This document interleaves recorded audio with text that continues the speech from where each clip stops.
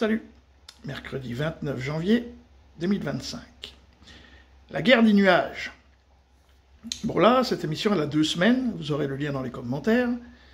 Et donc il nous parle de la géo-ingénierie qui est dénoncée depuis des années, depuis Claire Séverac, avec la guerre des peuples. Et bon, là il nous présente un modèle d'avion, mais nous c'est pas ce qu'on voit dans le ciel, ça c'est un petit modèle de touristes là, et nous on voit des énormes avions avec des réacteurs, donc genre A320 ou des Boeing américains et ainsi de suite. Bon, ça c'est...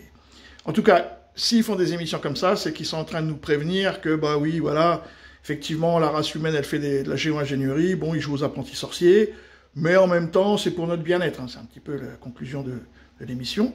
Si vous voulez, vraiment, vous êtes pressé, il faut aller à la fin, à partir de la 10e minute, là c'est beaucoup plus détaillé.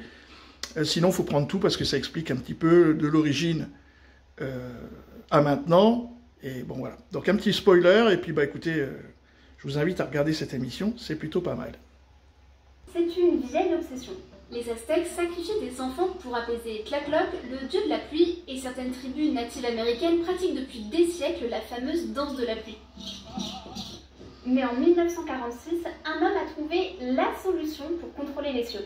Pour ces expériences, ce chimiste américain utilisait une boîte hyper froide et hyper humide, un peu comme un grand congélateur, et il s'amusait souvent à souffler dedans pour faire des sortes de nuages. Un jour, en y ajoutant de la glace sèche, faite de CO2, il a remarqué qu'il réussissait à faire neiger ces nuages. Eureka! Pour le scientifique, cette réaction est la preuve que l'humain peut manipuler la météo.